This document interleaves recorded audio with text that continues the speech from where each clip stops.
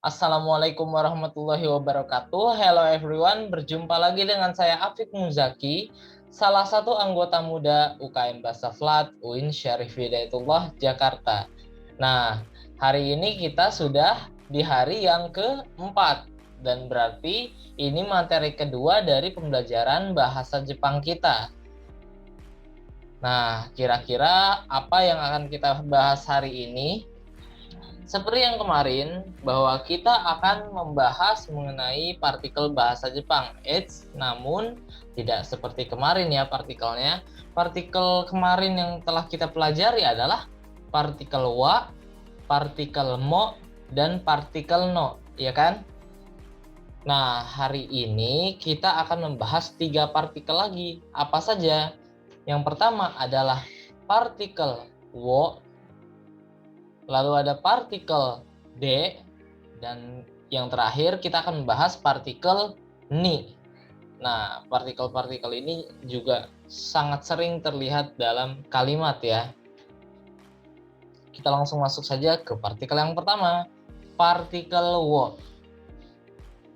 Sebelumnya saya beritahu dulu bahwa partikel wo ini dituliskan dengan huruf wo hiragana ya. Namun dalam kalimat kita tidak terlalu membacanya wo seperti itu ya. Kita lebih membacanya ke o. Jadi seperti huruf o, cuma o panjang ya. O, seperti itu. Kita langsung masuk ke pembahasannya. Partikel wo. Partikel wo itu apa saja sih fungsinya? Partikel wo itu ada 2 fungsi. Sebenarnya ada lebih, namun hampir sama saja dengan 2 fungsi ini. Fungsi yang pertama adalah untuk menunjukkan objek suatu perbuatan. Oh iya, sebelumnya saya beritahu juga bahwa partikel wo ini adalah partikel penanda objek dan selalu diletakkan setelah objek.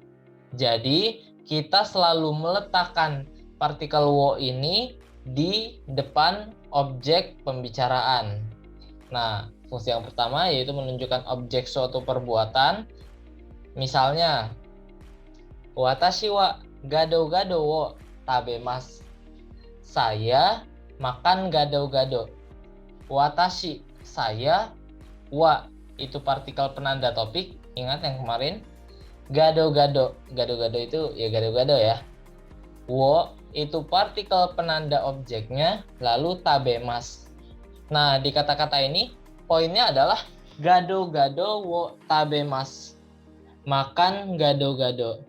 Jadi tabemasnya kita letakkan di belakang, gado-gado wo-nya kita letakkan di depan dari tabemasnya. Gado-gado wo tabemasu. Makan gado-gado, seperti itu. Contoh lagi. Andi-san wa eiga wo mimasu.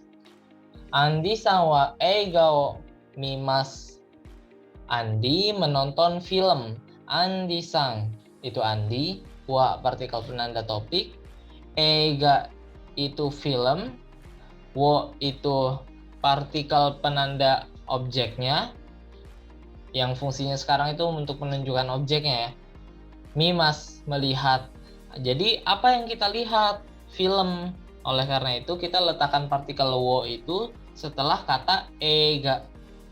Nah, kawan-kawan juga perhatikan ya. Di sini ada kata eiga. Nah, ini dibacanya bukan eiga ya. Walaupun tertuliskan eiga, cuma kita membacanya eiga. Jadi ketika vokal e dilanjutkan dengan vokal i dalam satu kata seperti ini, ei gitu, kita membacanya e-nya panjang ya. Jadi bukan dibaca eiga namun eiga. Andi-san wa eiga o mimasu. Andi menonton film. Contohnya lagi, boku no imoto wa shiken wo yarimasu. Boku no imoto wa shiken wo yarimasu. Ingat ya, bukan wo tapi wo. Seperti itu. Boku no imoto wa shiken wo yarimasu. Adik perempuanku mengerjakan ujian. Boku itu artinya saya. Tapi dia fungsinya lebih fleksibel dibandingkan watashi. Maksudnya tidak terlalu formal seperti watashi gitu ya. Boku ini digunakan untuk laki-laki ya. Jadi saya untuk laki-laki kita menggunakan boku agar kalimat itu terdengar lebih fleksibel gitu. Ini kita gunakan biasanya untuk orang yang setidaknya kita sudah kenal seperti itu ya. Boku no imoto, adik perempuan. Ingat kemarin partikel no menyatukan dua kata ya, adik perempuan saya berarti boku no imoto, my sister. Wa partikel penanda topik shiken. Shiken itu artinya ujian. Wo itu partikel wo-nya, lalu yarimas mengerjakan. Shiken wo yarimas mengerjakan ujian. Apa yang dikerjakan? Ujian. Makanya kita meletakkan partikel wo-nya setelah ujian seperti itu. Kita letakkan di depan objek dari perbuatannya. Seperti itu. Lanjut, fungsi yang kedua dari partikel wo adalah menunjukkan tempat yang dilalui, tempat yang kita lewati, seperti itu. Contoh, watashi wa itsumo kono michi o arukimasu. Saya selalu melewati jalan ini. Watashi itu saya, wa itu partikel wa, itsumo itu artinya selalu, itsumo selalu. Konomichi jalan ini, wo itu partikel wo, lalu arukimasu. Arukimasu itu arti sebenarnya kan berjalan. Nah, bisa berarti juga melewati. Seperti itu ya. Jadi watashi wa itsumo konomichi wo arukimasu. Saya selalu melewati jalan ini. Jadi apa yang selalu kita lewati kan seperti itu, ya kan? Yang selalu kita lewati adalah jalan ini. Nah, tempat ini yang kita beri partikel wo setelahnya. Contoh lagi. Gakko e iku tame ni wa kono hashi wo wataranakya. Gakko e iku tame ni wa kono hashi wo wataranakya. Gakko itu sekolah, itu ke, iku itu pergi, berarti gakko iku itu pergi ke sekolah, tameni itu untuk. Gakko iku tameni untuk pergi ke sekolah, wa partikel topik. Nah, di sini berarti topik pembicaraan kita adalah untuk pergi ke sekolah atau hal yang kita harus lakukan untuk pergi ke sekolah, seperti itu yang sedang kita bicarakan. Konohashi wo wataranakya. Konohashi itu artinya jembatan ini. Wo itu partikel wo. Wataranakya. Wataranakya ini artinya sama ya, harus melewati. Maksudnya lebih tepatnya menyeberangi ya. Menyeberangi jembatan ini, seperti itu. Wataranakya kata awalnya adalah watarimas, artinya menyeberangi, menjadi wataranakya harus menyeberangi. Konohashi wo wataranakya harus menyeberangi jembatan ini. Jadi yang tempat yang kita lalui itu apa? Jembatan ini. Makanya kita letakkan partikel wo setelah kata jembatan ini. Lalu kita lanjut ke partikel yang kedua, yaitu partikel D. Jadi partikel D ini fungsinya untuk apa sih? Partikel D fungsi pertamanya adalah untuk menyatakan cara atau alat yang digunakan atau dipakai ketika kita melakukan sesuatu. Contoh misalnya, haha wa jitensha de ichiba e ikimasu. Ibu pergi ke pasar dengan sepeda. Ibu pergi ke pasar dengan sepeda. Haha itu artinya ibu saya ya. Wa partikel penanda topik, jitensha itu artinya sepeda, dikasih D berarti artinya dengan sepeda. Ibu ngapain dengan sepeda? Ichibae ikimasu, pergi ke pasar. Ichiba artinya pasar, itu artinya ke, ikimasu itu artinya pergi. Ichibae ikimasu, pergi ke pasar dengan apa? Jitensha de, dengan sepeda. Contoh yang keduanya bisa kita lihat, enpitsu de tegami wo kakimasu. Saya menulis surat dengan pensil. Enpitsu itu pensil, dikasih D berarti dengan pensil. Apa yang kita lakukan dengan pensil? Tegami wo kakimasu, menulis surat. Tegami itu artinya surat.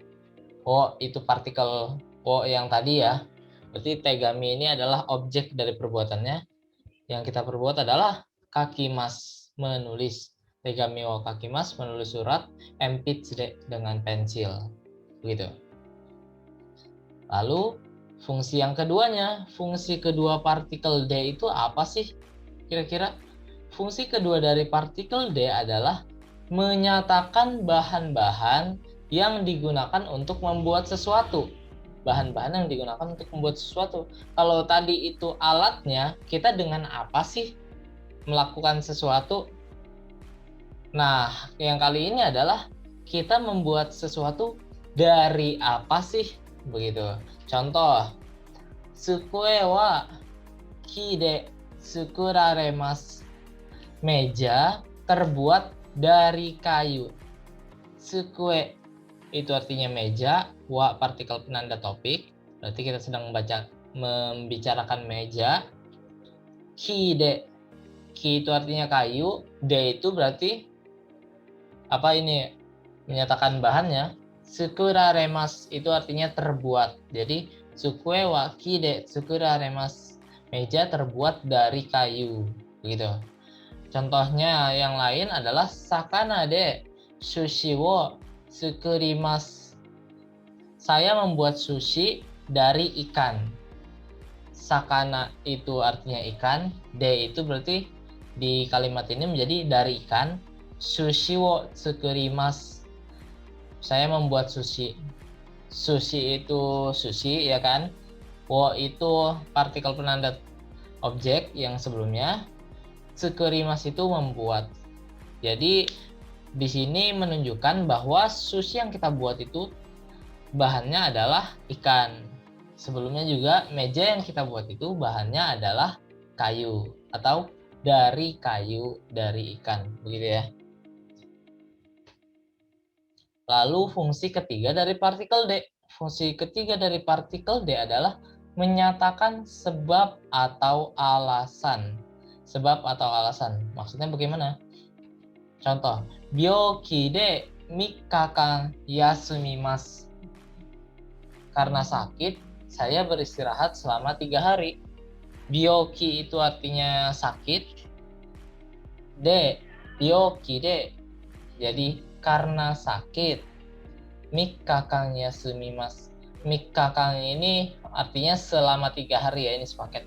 3 日間 selama 3 hari menunjukkan jangka waktu. Yasumimasu beristirahat, saya beristirahat. Jadi byoki de 3 日間 yasumimasu, karena sakit saya beristirahat selama 3 hari. Contoh lagi misalnya, arashi de kasa ga tobasareta.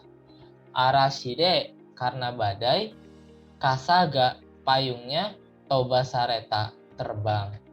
Arashi itu badai artinya, karena dikasih de berarti karena badai. Kita ingin mengatakan bahwa apa? Kita ingin mengatakan alasan kenapa payung kita terbang. Nah, makanya kita meletakkan partikel D setelah kata arashi. Kasa itu artinya payung, lalu ga itu merupakan partikel penanda subjek. Nah, itu nanti akan kita bahas di lain waktu. Insya Allah. Partikel penanda subjek. Lalu tobasareta artinya terbang atau lebih tepatnya diterbangkan ya. Jadi karena badai payungnya terbang. Lalu fungsi partikel D apalagi ya? Fungsi partikel D adalah menyatakan tempat di mana suatu perbuatan terjadi. Tempat di mana suatu perbuatan terjadi. Itu artinya di. Contoh, toshokan de hon wo yomimasu. Saya membaca buku di perpustakaan. Toshokan itu artinya perpustakaan. De, nah berarti artinya di. Jadi de itu juga berarti di. Saya membaca buku di perpustakaan. Toshokan de di perpustakaan.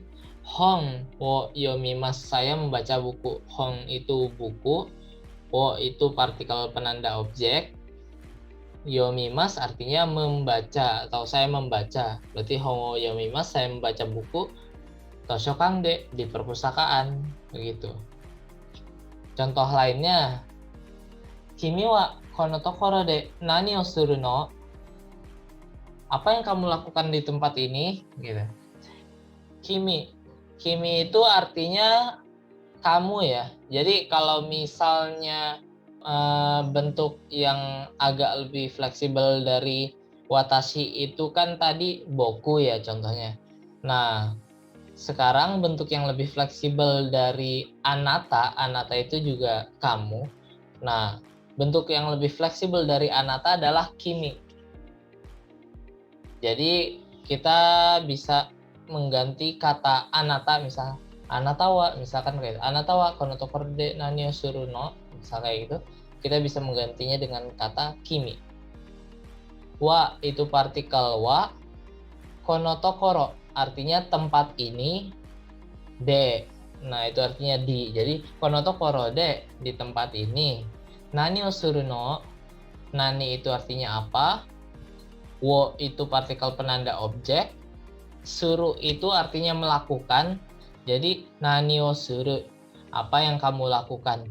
No, nah itu yang kemarin kita bahas ya. Salah satu fungsi partikel no kita letakkan di akhir dengan nada tinggi menjadikan kalimatnya pertanyaan informal. Kimi wa kono tokoro de nani o suru no? Apa yang kamu lakukan di tempat ini? Kita lanjut ke fungsi partikel D yang terakhir, yaitu menyatakan batas jumlah dalam suatu ruang lingkup. Maksudnya bagaimana? Contoh misal kayak gini. Jawa ryori de nani ga ichiban oishii desu ka? Di antara masakan Jawa, mana yang paling enak? Nah, di sini poinnya kita adalah Jawa ryori de. Jawa itu Jawa ya kan? Ryori itu artinya masakan, dikasih de. Nah, maksudnya adalah di antara masakan Jawa atau di masakan-masakan Jawa, begitu. Nani ga ichiban oishii desu ka? Nani itu artinya sebenarnya apa ya? Apa yang paling enak?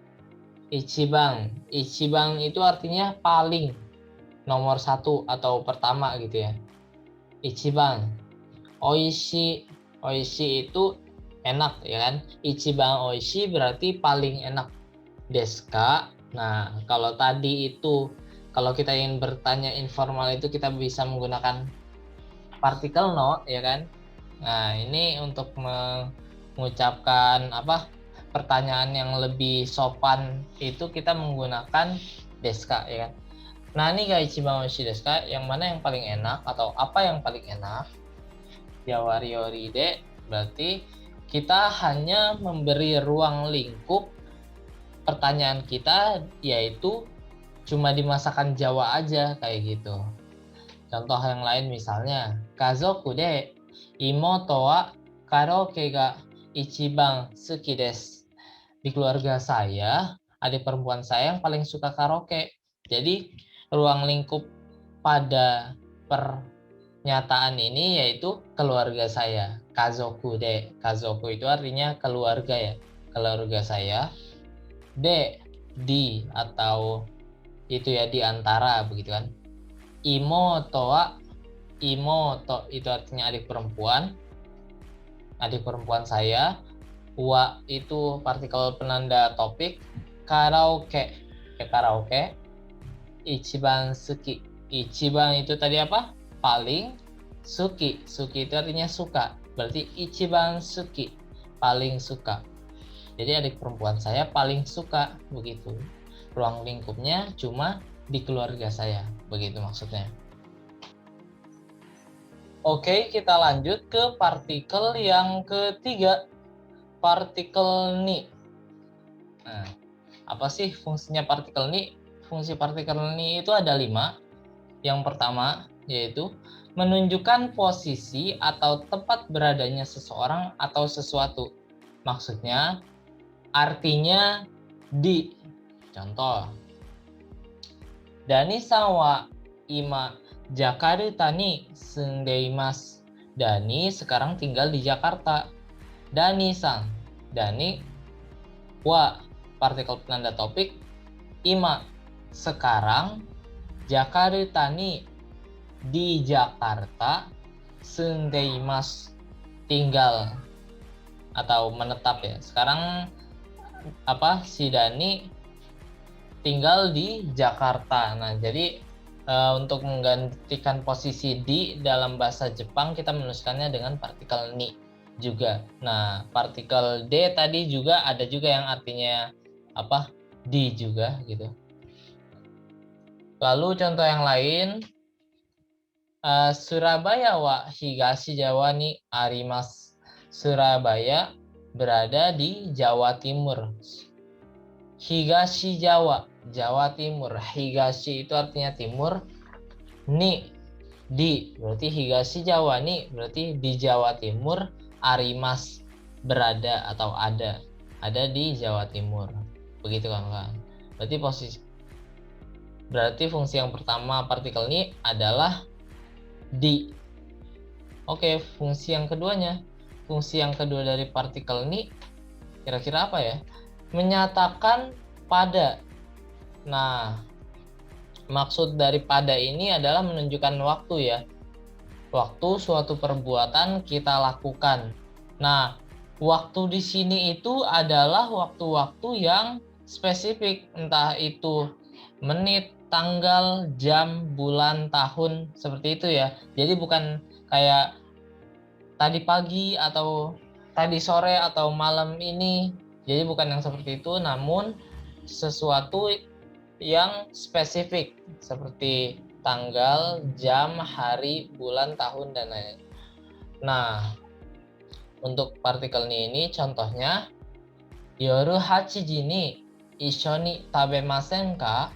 Maukah makan bersama pada jam 8 malam?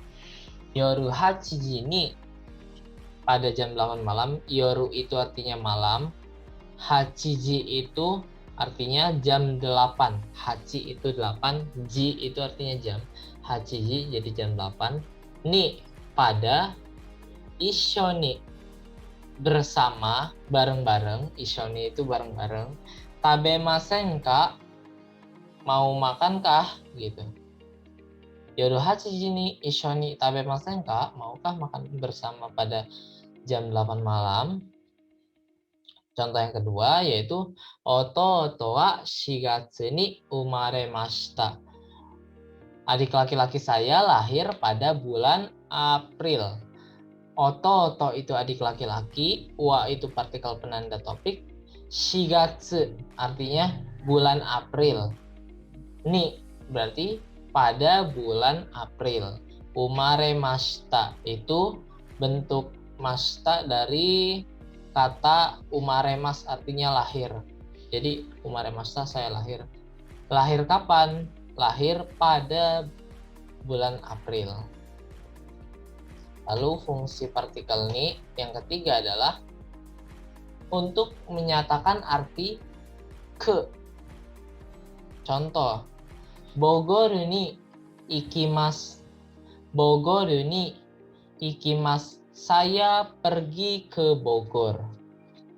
Berarti ya ini mah gampang ya.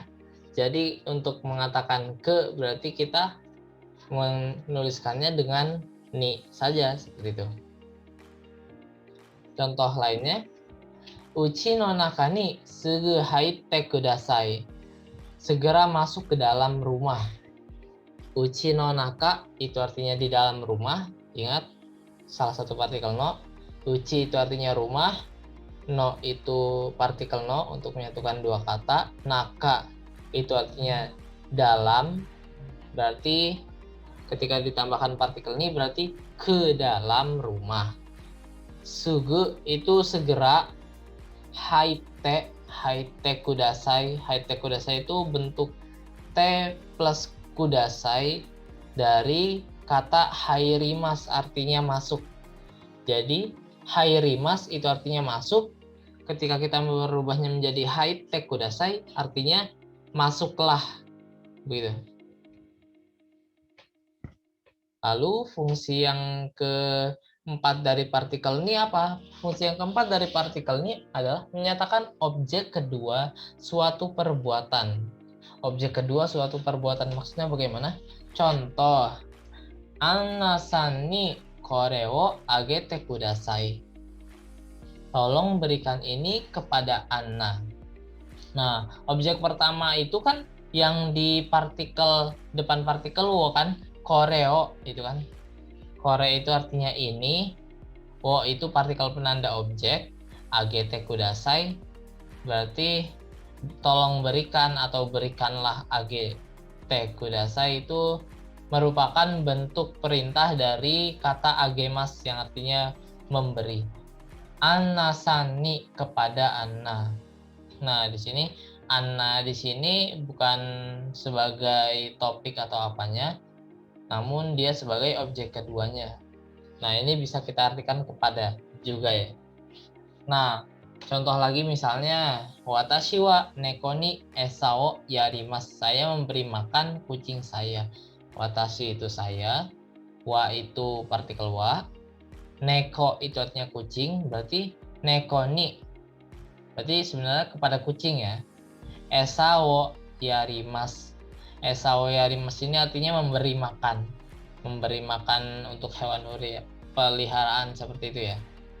Esa wo yarimasu. Nah, karena neko ini termasuk objek juga, kan kita mau memberi makan nih ya. Memberi makan kepada siapa? Kucing. Berarti kucing itu kan sebagai objeknya ya kan. Namun ada objek pertama yaitu si esa ini, makanan. Memberi makanan ke kucing. Jadi objek pertamanya adalah makanan kucingnya. Lalu objek keduanya adalah si kucingnya itu. Begitu. Nah, fungsi yang terakhir deh dari partikel nih. Apa sih fungsi terakhir dari partikel ini? Menyatakan tujuan dilakukannya suatu aktivitas. Tujuan dilakukannya suatu aktivitas maksudnya bagaimana?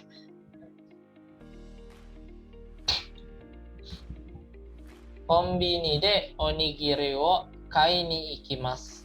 Saya pergi untuk membeli onigiri di minimarket. Kombini, minimarket itu ya. De artinya di.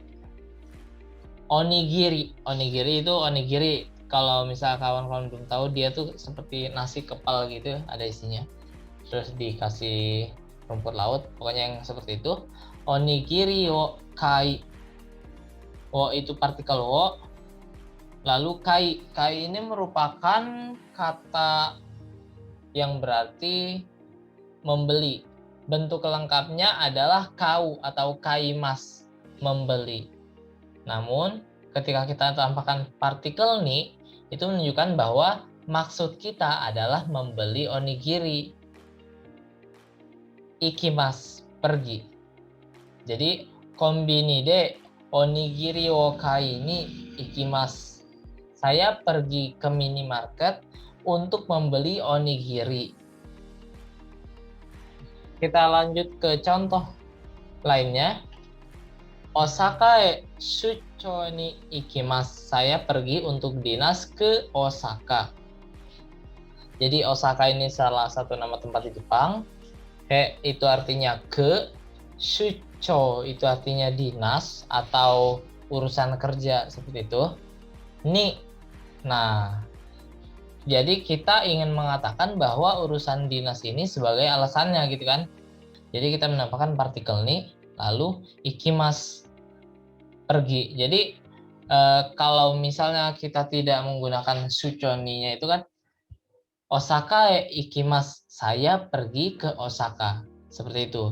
Namun ketika kita ingin memberikan alasannya untuk dinas atau untuk urusan kerja, maka kita menambahkan shucho ni,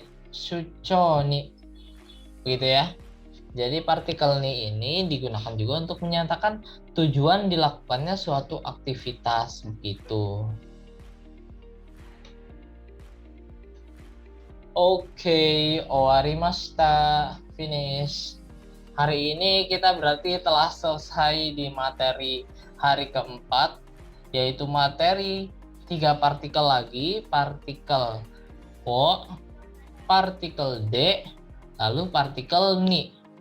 Partikel wo tadi ada 2 fungsi, partikel D ada 5 fungsi, dan partikel ni juga ada 5 fungsi. Nah, semoga kawan-kawan bisa memahami apa yang saya sampaikan dan diingatkan lagi bahwa bisa saja apa yang saya sampaikan tadi itu terlalu cepat, jadi kawan-kawan bisa memundurkan videonya. Dan yang namanya belajar bahasa, kita harus sering-sering membiasakan diri menggunakannya, begitu.